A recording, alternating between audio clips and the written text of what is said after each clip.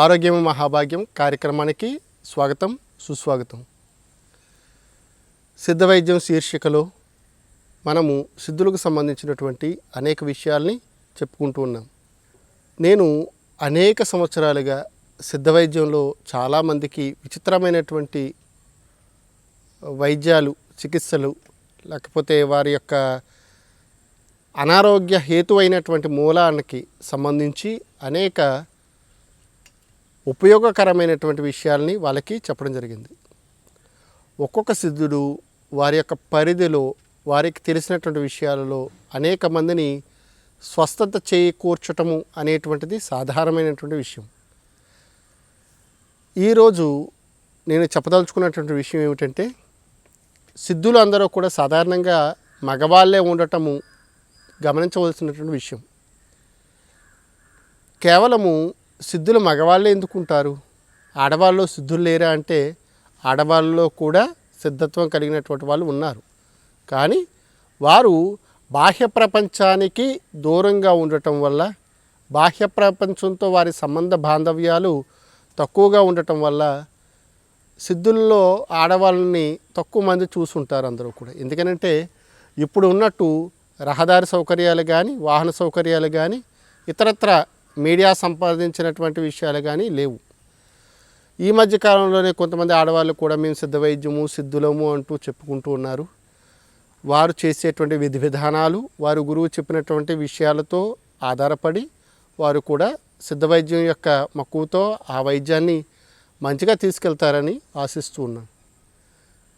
సిద్ధులకు సంబంధించినటువంటి విషయాలు కేవలం సిద్ధులు ఒక మగవాళ్ళ కోసమో లేదా ఆడవాళ్ళ కోసమో కాకుండా సర్వజనాలు సుఖంగా ఉండాలి, సర్వజీవులు అంటే పశుపక్షాదులతో సహితంగా సర్వజీవ సంపత్తి అంటే మొక్కలు కూడా, ఇవన్నీ కూడా సుఖంగా ఉండాలి అంటే ఏమి చేయాలి అని ఆలోచిస్తూ కొంతమంది సిద్ధులు ఒక్కొక్క దాని మీద ప్రయోగాలు చేసుకున్నారు. కొంతమంది సిద్ధులు అనేక రకాలైనటువంటి వాటిని సమయంలో పరిచారు. కొంతమంది సిద్ధులు ప్రకృతితో మమేకమైనటువంటి స్థితితో కూడినటువంటి వాటి వల్ల కలిగినటువంటి విజ్ఞానంతో వాళ్ళు కొన్ని విషయాల్ని చాలా గొప్పగా చెప్పడం జరిగింది. వాజీకరణానికి సంబంధించి చాలా మంచి విషయాలు చెప్పినప్పటికీ వాజీకరణని సాధారణంగా పురుషులే వాడటం అనేటువంటిది పరిపాటి.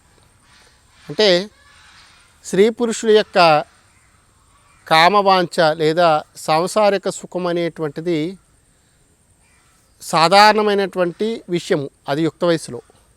అలాగే పశుపక్షాదుల్లో కూడా ఆ విషయం అనేటువంటిది ఒక సాధారణమైనటువంటి ప్రక్రియ. కానీ విషయ వాంఛ కలిగినటువంటి ఆ యుక్త వయసులో కోరికలను అదుపు చేసుకోలేక వివిధ రకాలైనటువంటి మార్గాలను అవలంబించడం వల్ల వారు ముసలితనమును చూడకుండానే వారు ఇబ్బంది పడినటువంటి దాఖలాలు మనకి అనేకమైనటువంటి కనిపిస్తూ ఉంటాయి. స్త్రీలు ఏ విధంగా ఉండాలి అనేటువంటిది కొంతమంది సిద్ధులు సుస్పష్టంగా చెప్పడం జరిగింది. అంటే మగవాడిని ఏ విధంగా ఉత్కృష్టంగా ఉంచాలనేటువంటిది ఒక పార్ట్ అయితే, ఆడవాళ్ళు ఏ విధంగా ఉండాలి అనేటువంటిది కూడా వాళ్ళు చెప్పడం జరిగింది.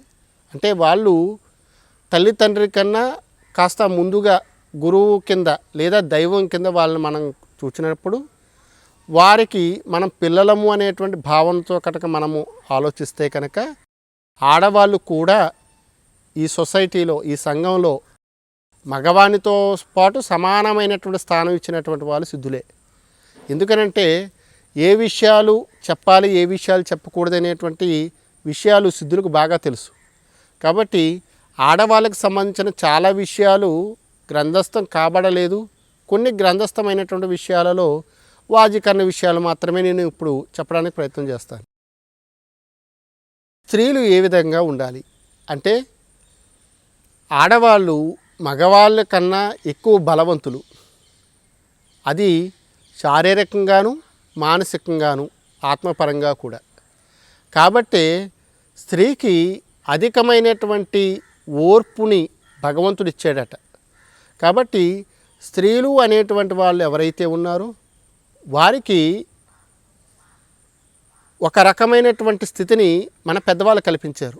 అదేమిటంటే బాధ్యతాయుతమైనటువంటి పదవులలో ఆడవాళ్ళని ఉంచటం వల్ల ఆ కుటుంబం అనేటువంటిది వృద్ధి పొందుతుంది. కాబట్టి ఇంటికి సంబంధించినటువంటి విషయాలన్నిటిని చూసుకోవడానికి, అంటే ఒక వంట కావచ్చు, ఇంటిని తీర్చిదిద్దడం కావచ్చు, లేదా కుటుంబానికి సంబంధించినటువంటి అన్ని విషయాలని చూడడానికి, అంటే పిల్లల సంరక్షణ, వాళ్ళ బాధ్యత వ్యవహారాలన్నీ కూడా స్త్రీలకే ఎక్కువగా ఉంటుంది. కేవలం పురుషుడు ఏమిటంటే ఒక సంపాదనా పరుడుగా వెళ్ళి ఆ సంపాదన తీసుకొచ్చి భార్యకి ఇచ్చేదాకానే వాడి యొక్క పరిస్థితి. కానీ స్త్రీకి బహుముఖమైనటువంటి ప్రజ్ఞ ఉండటం వల్ల, అనేక రకాలైనటువంటి వాటిలో నిష్ణాతం కలిగి ఉండటం వల్ల, ఎక్కువ తట్టుకునేటువంటి తత్వం స్త్రీలో సహజంగా ఉండటం వల్ల మన పెద్దవాళ్ళు ఆ విషయాన్ని గుర్తించి వారికి మరింతగా ఉండేటువంటి ఒక గొప్ప పనిని, అంటే మన యొక్క తరాన్ని ముందుకు తీసుకువెళ్ళటానికి అవసరమైనటువంటి స్థితిని కల్పించడం కోసం వాళ్ళు మాతృత్వము, తల్లి అనేటువంటి పేర్లతో వాళ్ళని పిలవడం జరిగింది. మరి అంత ఉత్కృష్టంగా ఉంచినటువంటి ఆ స్థితిని ఈ మధ్య కాలంలో ఆడవాళ్ళని హింస పెట్టారను, చిన్న చూపు చూసారను, ఇంటికే పరిమితం చేశారను, లేకపోతే మమ్మల్ని బయటకు తిరగనివ్వట్లేదను, వివిధ రకాలైనటువంటి విషయాలతో వారి యొక్క స్థితిని తప్పుదారి పట్టించారు. నిజానికి మగ ఆడ కలిస్తే ఒక సంసారం, కుటుంబం అనేటువంటిది. మగవాడిని కన్నా ఆడవాళ్ళకి బాధ్యతలు ఎక్కువ ఉంటాయి కాబట్టి ఆ బాధ్యతలు సవ్యంగా నిర్వర్తించాలి అంటే వారికి అవిశ్రాంతమైనటువంటి పరిశ్రమతో పాటు విశ్రాంతి కూడా అవసరం. కాబట్టి స్త్రీలని వ్రతాలు, నోములు, పూజలు ఇత్యాదులు వాళ్ళు కూడా గుళ్ళు, గోపురాలు ఇదివరకు తిరిగారు. కానీ విచ్చలవిడిగా తిరగడం అనేటువంటి ప్రక్రియ ఇదివరకు కాలంలో లేదు. కాబట్టి వాళ్ళు వారి కుటుంబము, వారి సంసారము, వారి యొక్క గౌరవాలు, ప్రతిష్టలు అక్కడ వరకు వారు ఎక్కువగా ఆలోచించేవారు. నిజానికి ఈ రోజు కాలం కానీ ఆ రోజు కాలం కానీ ఏ రోజైనా సరే స్త్రీలు అనేటువంటి వారు అత్యంత ఉత్కృష్టమైనటువంటి బాధ్యతాయుతమైన పదవుల్లో రాణిస్తారనేటువంటిది నిర్వివాదాంశము. కాబట్టి ఈ నిర్వివాదాంశమైనటువంటి విషయము మనకి ఈరోజు కట్టుబాట్ల రూపంలో అదో వెకిలితనం కింద అందరూ కూడా విశ్లేషణ చేయడం బాధాకరమైనటువంటి విషయం. స్త్రీలు ఏ విధంగా ఉండాలి అంటే ఎప్పుడూ కూడా స్త్రీలు సున్నితమైన మనస్తత్వం కలిగిన వారు కాబట్టి సున్నితమైన విషయాల యందు వారికి అనురక్తి, అంటే విషయ ఆలోచన కలిగేలా చేయాలి. కష్టసుఖాలని భరించేటువంటి స్థితిని కల్పించాలి వారికి, లేదా అటువంటి స్థితిలో చూపించాలి, లేదా నేర్పించాలి. కాబట్టి పుట్టినప్పటి నుంచి సంరక్షణలో స్త్రీని ఉంచాలి. ఎందుకంటే స్త్రీ అనేటువంటిది చాలా పవిత్రంగా ఉంచాలి. కాబట్టి ఎవరో తెలుసున్న వారి యొక్క అదుపాజ్ఞలలో కానీ లేదా ఒక కట్టుబాటులో కానీ ఉంచినప్పుడు సవ్యమైనటువంటి సంసారం కానీ, సవ్యమైనటువంటి బాధ్యతాయుతమైనటువంటి స్థితిని కానీ వాళ్ళు పొందడానికి అవకాశం ఉంటుంది. ఎందుకనంటే మగవాడు అనేటువంటి వాడిలో సగభాగం స్త్రీ అయినప్పుడు స్త్రీలో సగభాగం కూడా పురుషుడు అవుతాడు కదా. అందువల్ల స్త్రీ పురుషులు అనేటువంటి వారిలో ఎందులోనూ కూడా భేదం అనేటువంటిది సిద్ధులు ఇవ్వలేదు. కాబట్టి స్త్రీ పుట్టిన తర్వాత దగ్గర నుంచి ఋతుమతి అయ్యే వరకు కూడా తన యొక్క ఆలనా పాలన తల్లిదండ్రులు అనేటువంటి వారు కానీ సంరక్షకులు కానీ చూడడం అనేటువంటి పరిపాటి. ఇలా చూసినప్పుడు వారి యొక్క స్త్రీకి సంబంధించినటువంటి విషయాలు చాలా సుస్పష్టంగా వాళ్ళు అనుభవించి తీరాలి. ఉదాహరణకి హిందూ సాంప్రదాయాలలో చేతులు గాజులు వేసుకోవడం కానీ, చెవులు కుట్టించుకోవడం కానీ, ముక్కు పుడక కానీ, కాలుకి ముఖానికి పసుపు రాసుకోవడం కానీ, ఇవన్నీ కూడా వారిలో వికృతులు కలగకుండా ఉంచేటువంటి పద్ధతులే కానీ అవి వాళ్ళని కించపరిచేటువంటి విషయాలు కాదు. అలాగే తలలో జడ ఏ విధంగా వేసుకోవాలనేటువంటిది కూడా సిద్ధులే చెప్పారంటే ఏక జడ వేసుకుంటే ఏమవుతుంది, 2 జడలు వేసుకుంటే ఏమవుతుంది, జుట్టు విప్పార పెంచుకుంటే ఏం జరుగుతుందో కూడా సిద్ధులు ఆయా శాస్త్ర గ్రంథాల్లో, అంటే సాముద్రికం లాంటి శాస్త్ర గ్రంథాల్లో సుస్పష్టంగా చెప్పడం జరిగింది. ఋతుమతి అయిన తర్వాత స్త్రీని తోడు లేకుండా బయటికి పంపించకూడదనేటువంటిది సిద్ధులు చెప్పిన విషయం.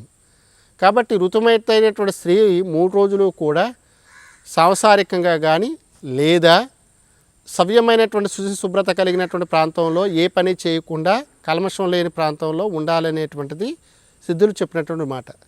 అంతేకాకుండా ఆ 3 రోజులు కనుక అపత్యాలు చేసినట్లయితే, అంటే తల దువ్వుకుంటే తల ఊడిపోతుందంట, కళ్ళకి కాటుకు పెట్టుకుంటే గుడ్డు వాళ్ళు అయిపోతారట, పళ్ళు గట్టిగా తోముకుంటే పళ్ళు ఊడిపోతాయట. ఆ టైముల్లో వాళ్ళు సోకులు చేసుకోవడం వల్ల వాళ్ళు ఏ సోకులు అయితే చేసుకున్నారో వాళ్ళు యుక్త వయసులో వాటిని కోల్పోతారట. కాబట్టి ఋతుమతి అయినటువంటి స్త్రీలు ఎలా ఉండాలి అంటే తేలికపాటి ఆహారము, తేలికపాటి వ్యాయామము, తేలికపాటి సౌందర్య సాధనాలను మాత్రమే వాడాలి, కానీ ఇష్టం వచ్చినట్టు వారు ప్రవర్తించకూడదనేటువంటిది ఒక నియమం ఉంది.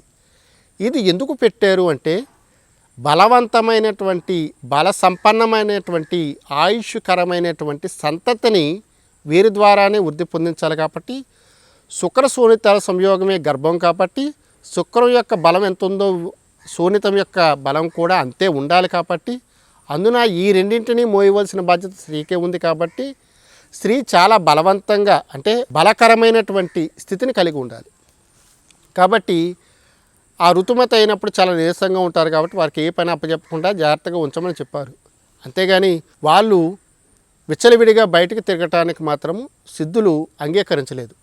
ఎవరైతే ఋతు సమయంలో బయటకు వెళ్తూ ఉంటారో వాళ్ళకి యూట్రస్ సంబంధించిన ప్రాబ్లమ్స్, పీసీఓడీలు, పీసీఓఎస్లు, బల్క్ యూట్రస్లు, అకారణ ఋతువులు అంటే 20 రోజుల డేట్స్ రావడం, ఇలాంటివన్నీ కలగడానికి ప్రధాన కారణం ఏమిటంటే ఋతు టైములో వాళ్ళు బహిరంగ ప్రదేశాల్లో కానీ లేదా ప్రయాణాలలో కానీ ఉండటం వల్ల ఇటువంటి కార్యక్రమాలు జరుగుతాయని సిద్ధులు చెప్పారు. అంటే ఏ స్త్రీ కూడా ఋతువు అయిన తర్వాత ఎటువంటి పరిస్థితుల్లోనూ పాదచారి అయి ఎక్కడికి వెళ్ళకూడదు, ప్రదేశాలు మారకూడదు.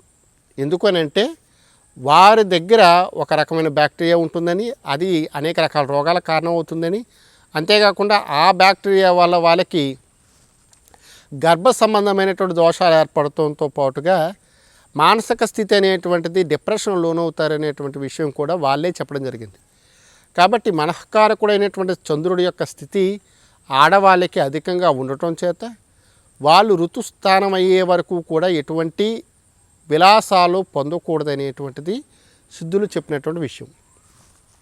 అంతేకాకుండా కట్టుబొట్టుల్లో కూడా వారు ఆయా సాంప్రదాయాలను అనుసరించి, ఆయా పరిస్థితులను అనుసరించి అక్కడ ఉండేటువంటి కట్టుబాట్ల నియమం ఆధారంగా, అంటే కట్టుబాట్లు అంటే అర్థం ఏమిటంటే శాసించడం కాదు, మనం ఏ విధంగా ఉండాలో అలా ఉంచేటువంటి విధానమే కట్టుబాట్లు, కానీ ఏ కుల మత ప్రసక్తులు కానీ ఇక్కడ తీసుకురావడానికి వీరలేదు.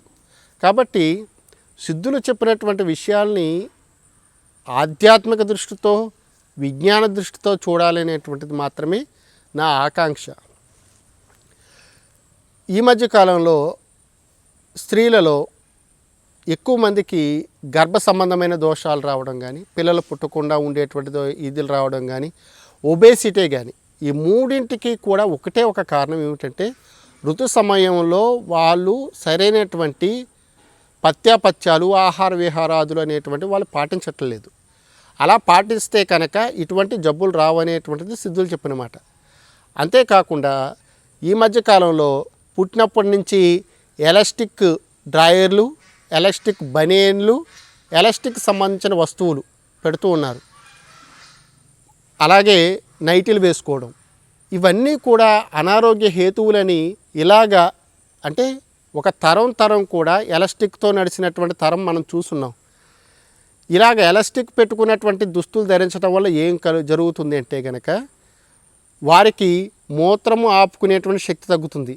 అంతేకాకుండా సుఖము అనేటువంటి, అంటే సాంసారిక సుఖం యొక్క స్థితి వాళ్ళకి పూర్తిగా అందదు. అంతేకాకుండా గర్భము నిలబడదు. అంతేకాకుండా పీసీఓడి, పీసీఓఎస్లు వస్తాయి. అంతేకాకుండా విపరీతమైన స్ట్రెస్ ఉంటుంది, ఒబేసిటీ వస్తుంది. ఒకరికి పొట్ట ఎంత పెరుగుతుందంటే వాళ్ళకి మించిపోయి పొట్ట వస్తుంది. ఇలా రావడానికి కారణం ఏమిటంటే కేవలం ఎలాస్టిక్తో కూడినటువంటి కడ్డాయర్లు వాడడమే. కాబట్టి ఇది వరకు టైంలో చూడండి, బొందులాగులు అనేటువంటి ఉండి ఆడవాళ్ళు కానీ మగవాళ్ళు కానీ బొందుకు సంబంధించినటువంటి వస్తువులు గట్టిగా బిగించి కట్టుకోవడం వల్ల ఆ ఉదర భాగంలో ఒక రకమైనటువంటి ప్రొటెక్షన్ అనేటువంటిది, లేకపోతే ఒక రకమైన సపోర్ట్ ఉండేది. ఇప్పుడు అటువంటిది లేదు. ఎంత పెరిగితే అంతా పెరగనేని, ఎంత తింటే అంతే తిన్నాయి అని చెప్పేసి మనకు డబ్బులు ఎక్కువైపోవడం వల్ల వాళ్ళని ఆ విధంగా వదిలేసిన తర్వాత పెళ్ళిళ్ళ టైం వచ్చేటప్పటికి ఏమవుతుంది, ఆ పెళ్ళేమో ఎంత ఉంటుంది, దాని వయసు ఏమో తక్కువ ఉంటుంది, మనిషి ఏమో ఎంత ఉంటుందో దానికి తెలియదు. అయితే సన్నగా ఉంటుందో లేకపోతే అన్లిమిటెడ్ ఎంత ఉంటుందో తెలియదు. అలాగే ఎందుకు చేసాము అంటే కేవలము ఆహార విహారాదులు ఏ విధంగా ఉంచాలో ఆ విధంగా ఉంచకపోవడమే. స్త్రీ అనేటువంటి ఆమె ఎవరైతే ఉన్నారో సంసారంలో పురుషుడితో పాటు సమభాగమే అనేటువంటిది సిద్ధుల నమ్మకం. కాబట్టి సంసారిక విషయాల్లో వాజీకరణకు సంబంధించినటువంటి దాంట్లో నేను పురుషులకు సంబంధించే చాలామంది చెప్తూ ఉంటారు. సుఖము స్త్రీకి కూడా కావాలి కదా, మరి వారికి ఏమేమి కావాలో ఈ ఎపిసోడ్లో మనం చెప్పుకోవడానికి ప్రయత్నం చేద్దాం. చాలామంది స్త్రీలకు వివాహము దాదాపుగా ఋతుమతి అయిన తర్వాత, ఇప్పుడున్న కాలంలో 18 సంవత్సరాలు నిండిన తర్వాత మ్యారేజెస్ అనేటువంటివి జరుగుతున్నాయి. ఈ యొక్క టైంలో వారికి వివిధ రకాల పరిస్థితుల వల్ల ఇదివరకు కాలంలో పోషకాహార లోపాలు ఉండి ఇప్పుడు అటువంటి పరిస్థితి లేదు. అందరూ శుభ్రంగా సంపాదించుకుంటున్నారు, శుభ్రంగా తింటున్నారు. కానీ ఏ విధంగా తినాలో ఆ విధంగా తింటలేదు, ఏ విధంగా ఉండాలో ఆ విధంగా ఉండలేదు. కాబట్టి ఒక నియమము అనేటువంటి దాన్ని వారి శరీర తత్వాన్ని బట్టి అలవాటు చేసుకోండి. మీకు తెలియకపోతే ఒక ఫుడ్ ఎక్స్పర్ట్ని కానీ, డైటీషియన్ కానీ, ఒక వైద్యుని కానీ, ఒక సిద్ధుని కానీ వెళ్ళి, లేకపోతే మీ పెద్దవాళ్ళని కానీ అడిగి తెలుసుకోండి. మీ పెద్దవాళ్ళు ఎంత ఆరోగ్యంగా ఉన్నారు, మీరు ఎంత ఆరోగ్యంగా ఉన్నారో ఒకసారి ఆలోచించండి. వారు ఆరోగ్యంగా ఉన్నారు అంటే వాళ్ళు ఏం చేశారో తెలుసుకోండి. అంతకన్నా ఇంట్లో వాళ్ళకన్నా పెద్ద వైద్యుడు ఎవరికీ ఉండరు. నిజానికి కుటుంబంలో వైద్యురాలు అంటే స్త్రీయే, లేదా తల్లే, లేకపోతే ఆడవాళ్ళే. కాబట్టి మొట్టమొదటి వైద్యురాలు ఎవరు అంటే కనుక తల్లి. కాబట్టి స్త్రీలు అన్ని రకాలైనటువంటి ఆలోచనలోనూ కూడా మంచిదైనటువంటి జ్ఞానాన్ని కలిగి ఉన్నటువంటి వాళ్ళు. కాబట్టి మీ పెద్దవాళ్ళు ఏ విధంగా ఉన్నారు అలాగ ఉండడానికి వాళ్ళు ఏం చేస్తారో తెలుసుకోండి. అటువంటి ఫుడ్నే మనము అంటే ఆడవాళ్ళు కానీ మగవాళ్ళు కానీ వాడుకున్నప్పుడు అటువంటి ఆరోగ్యకరమైనటువంటి స్థితిని మనం కూడా పొందుతాం. స్త్రీలు సాధారణంగా ఇప్పుడున్న పరిస్థితుల్లో యాంత్రిక యుగంలో మగవాడితో పాటు వెళ్ళాలి, ఆఫీసులో వర్క్ చేయాలి, వాళ్ళతో పాటు రావాలి, ఇంట్లో పనులు చక్కబెట్టాలి. అంటే డబల్ డ్యూటీకి ఇంకో డబల్ డ్యూటీ కలిసిందన్నమాట. కాబట్టి విపరీతమైన స్ట్రెస్ ఉండడం వల్ల వారికి కూడా వాజీకరణాలు, రసాయనాలు వాడవలసినటువంటి అగత్యం ఏర్పడింది. కాబట్టి ఇంటికి వచ్చిన తర్వాత వాళ్ళు వాడవలసినటువంటి ముఖ్యమైనటువంటి ఔషధం ఏమిటి అంటే కనుక శతావరి. అంటే మగవాళ్ళకి అశ్వగంధ ఎలాగా ఆడవారికి శతావరి లేదా పిల్లి తేగలు లేదా చందమామ గడ్డలు. ఈ శతావరిని ఎవరైతే రోజు రెగ్యులర్గా ఆవు పాలు కానీ పాలు అనుపానంతో వాడతారో వారికి శరీరం పుష్టిగా ఉంటుంది, ఎటువంటి అనారోగ్యాలు కలగవు. చంద్రుడికి సంబంధించినటువంటి ఔషధి ఏదైతే ఉందో ఆ ఔషధే మనకి శతావరి లేదా పిల్లితేగలు. ఈ పిల్లితేగలను గనక రోజు ఉదయము కానీ రాత్రి కానీ వారి యొక్క శరీరతత్వాన్ని అనుసరించి కనుక 250 మిల్లీగ్రాముల నుంచి 1 గ్రాము వరకు కనుక తీసుకున్నట్లయితే వారికి ఎటువంటి మానసిక దౌర్బల్యం కానీ, శారీరక దౌర్బల్యం కానీ, సాంసారిక దౌర్బల్యం కానీ ఏర్పడకుండా ఉంటాయి. కాబట్టి శరీరంలో శక్తి లేనటువంటి వాళ్ళు రోజు కూడా మనకి శతావరి అనేటువంటి దాన్ని ఆడవాళ్ళు తీసుకున్నట్లయితే ఆడవాళ్ళకి శతావరి అనేటువంటిది అద్భుతంగా పనిచేస్తుంది. అంతేకాకుండా బిడ్డలను కన్నటువంటి స్త్రీలకు పుష్కలంగా పాలు రావాలి అనిపించింది అనుకోండి, ఖచ్చితంగా చేయవలసింది ఏంటంటే శతావరి గ్రాన్యూల్స్ కానీ, శతావరి లేహ్యం కానీ, శతావరి పౌడర్ కానీ, ఆవు పాలు కానీ గేదె పాలు కానీ అనుపానంతో కనుక రోజు వాడినట్లయితే పుష్కలంగా పాలు అనేటువంటివి ఆడవాళ్ళకి కలుగుతాయి. తత్ఫలితంగా వాళ్ళకి పుట్టినటువంటి పిల్లలకి ఆహారాన్ని వాళ్ళే అందవగలుగుతారు. ఈ మధ్యకాలంలో ఒక ఫ్యాషన్ మోజులో కావచ్చు, లేదా వాళ్ళకు ఉండేటువంటి అలసత్వాల వల్ల కావచ్చు, తల్లులు పిల్లలకి పాలు ఇవ్వడానికి ఇష్టపడట్లేదు. దానివల్ల ఏం జరుగుతుంది అంటే ఈ ఛాతి భాగంలో వారికి గడ్డలు లేదా కంతులు ఏర్పడుతున్నాయి. నెలసరి టైంలో వాళ్ళకి విపరీతమైన పోట్లు బాధలు కలుగుతున్నాయి. అంటే ప్రెషర్ పాయింట్స్ ఎక్కడైతే ఉన్నాయో, ప్రెషర్ ఎక్కడైతే ఉందో ఆ ప్రెషర్ రిలీవ్ అయితేనే కదా సుఖంగా ఉండేది. ప్రెషర్ లోపల పెట్టుకుంటే ఆ ప్రెషర్ ఎలా బయటపోతుంది? పుట్టినటువంటి పిల్లవాడు ఆ శోషణ చేయటం వల్ల లోపల ఉండేటువంటి ఆ బాధని బయటికి పోవటంతోనే తల్లి మాతృత్వాన్ని పొందుతుందట. కాబట్టి అటువంటి సుఖము అనేటువంటిది పిల్లవాడి దగ్గర నుంచి తల్లి పొందుతుంది. కాబట్టి పిల్లవాడికి పాలు ఇవ్వడం అనేటువంటిది ఆధ్యాత్మికంగా అలాగే ఆరోగ్యపరంగా చాలా మంచిది. కాబట్టి పిల్లవాడికి ఆరోగ్యం కలగటానికి తల్లిపాలు కావాలి.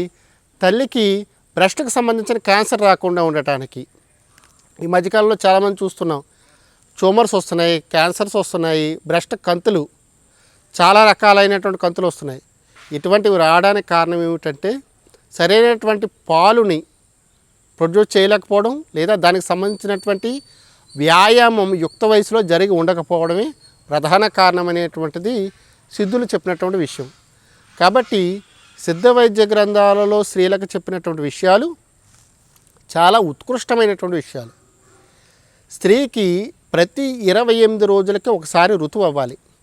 ఈ ఋతువు అవ్వకపోతే వారికి ఏం జరుగుతుంది అంటే కనుక ఒక్కొక్కరికి హార్మోన్స్కి సంబంధించిన ఇన్బాలెన్స్ జరుగుతుంది. లేదా థైరాయిడ్ కానీ, పీసీఓడి కానీ, పీసీఓఎస్ కానీ, లేదా వారికి ఏ విషయం ఉందో ఆసక్తి ఉండదు.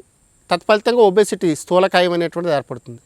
కాబట్టి ఋతువు ప్రతి మాసంలో కూడా ఏ స్త్రీకి అయితే అవుతుందో ఆ స్త్రీ అనేటువంటి వారు ఎవరైతే ఉన్నారో వారు బలవంతమైనటువంటి బలము కలిగినటువంటి శుక్రవృద్ధి కలిగినటువంటి పుత్ర సంతతిని కనటానికి అవకాశం ఉంటుందని మనకు సిద్ధ వైద్య గ్రంథాలు చెప్పడం జరిగినాయి. కాబట్టి నెలసరి రావటానికి ఏమి వాడాలి అంటే ఏమీ అక్కర్లేదు, ఇంట్లో ఉండేటువంటి వస్తువులతో నెలసరిని రెగ్యులర్ చేసుకోవడానికి సిద్ధులు చెప్పిన చిన్న ఉపాయాలు చెప్పడానికి ప్రయత్నం చేస్తాను. ఋతుమతి అయినటువంటి స్త్రీ 3 రోజులు ఒక చిటికుడు పచ్చి పసుపుని కొన్ని నీటిలో కలిపి రోజుకు ఒకసారి చొప్పున 3 రోజులు తాగాలి. 3 రోజులు వీలు కుదిరితే చప్పడి పచ్చం లేదా మజ్జిగన్నం లేదా పాలన్నం గనక లేదా చారు అన్నం గనక తింటూ కొంచెం కూర నంచుకు తింటూ గనక 3 రోజులు గడిపినట్లయితే వాళ్ళకి సంబంధించినటువంటి వంశంలో లేదా వాళ్ళకి సంబంధించిన సంసారికంలో ఎక్కువ వయసు ఉన్నటువంటి ఆయుష్ కలిగినటువంటి ఆరోగ్యకరమైనటువంటి సంతానానికి అనే అవకాశం చాలా ఎక్కువగా ఉంటుంది. అంతేకాకుండా హార్మోన్కి సంబంధించినటువంటి డిస్టర్బెన్స్లన్నీ కూడా పోతాయి. ఎవరికైనా సరే ఋతువు సక్రమంగా కావట్లేదు అనుకోండి, వాళ్ళు ఏం చేయాలి అంటే బొప్పాయి తినడం కానీ, అంటే ఋతువు సమయంలో బొప్పాయి తినడం కానీ, ఋతువు సమయంలో పైనాపిల్ తినడం కానీ, లేదా ఋతువు సమయంలో చిమిలి అంటే బెల్లము నువ్వులు, పర్టికులర్గా నల్ల నువ్వులు కలిపి చేసినటువంటి వాటిని తినడం వల్ల వాళ్ళకి ఋతువు అనేటువంటిది సాఫీగా అవుతుంది. ఎవరైతే స్త్రీలు సంతానాన్ని కనకూడదని అనుకుంటారో వారు ఋతువు దగ్గరలో ఈ 3 వస్తువుల్ని కనుక ఆల్టర్నేటివ్గా కనుక తిన్నట్లయితే వాళ్ళకి ఖచ్చితంగా ఋతువు అనేటువంటిది వచ్చేస్తుంది. తత్ఫలితంగా వారికి సంతానం కలిగేటువంటి అవకాశం కూడా తక్కువగా ఉంటుంది. కాబట్టి అబార్షన్ల కోసం డాక్టర్ల చుట్టూ తిరగకుండా ప్రతి స్త్రీ కూడా తన జీవిత కాలంలో ఇంట్లో ఉండేటువంటి వస్తువులతోనే నెలసర్లు రెగ్యులర్గా అవ్వటానికి సరిపడినటువంటి స్థితి మన ప్రకృతి మనకు అందించినటువంటి విషయము. అలాగే మన ఆచార సంప్రదాయాలు అనేటువంటివి కూడా ఆ విధంగానే కల్పించబడ్డాయి. కాబట్టి పెద్దవాళ్ళు చెప్పినటువంటి చిన్న చిన్న చిట్కాలు వాడినట్లయితే చాలా నాజూగ్గా అందంగా ఉండేటువంటి స్త్రీలు, అప్సరసల్లాట ఉండేటువంటి స్త్రీలు మన భౌతిక ప్రపంచంలో హిందూ సాంప్రదాయంలో చూడండి, ఇదివరకు కాలంలో ఎవరికి విపరీతమైన ఒళ్ళులు ఉండేవి కాదు. ఉప్పుల్ని ఇడుంబాలో అని మనం ఇదివరకు చదువుకునే వాళ్ళం. అంటే పెద్ద పెద్ద రాక్షస అయినటువంటి శరీరతత్వాలు ఉండేటువంటి స్త్రీలు ఇప్పుడు రావడానికి కారణం ఏమిటంటే ఆహార పద్ధతులు బాగోకపోవడమే, వ్యవహార పద్ధతులు బాగోకపోవడమే. అనుసరించేటువంటి విధానాన్ని పెద్దల ద్వారా తెలుసుకుని, సిద్ధుల ద్వారా తెలుసుకుని పరిపూర్ణమైనటువంటి ఆడతనాన్ని అందంగా ఆహ్లాదకరంగా అనుభవిస్తారని కోరుకుంటూ ఈ విజ్ఞానం ఇచ్చినటువంటి సిద్ధులకి మరొకసారి మనసావాచ కర్మణ కృతజ్ఞతలు తెలుపుకుంటూ సెలవు తీసుకుంటున్నాను. చూస్తూనే ఉండండి ఆరోగ్యం మహాభాగ్యం కార్యక్రమం మన పిఎంసి ఛానల్. నమస్కారం.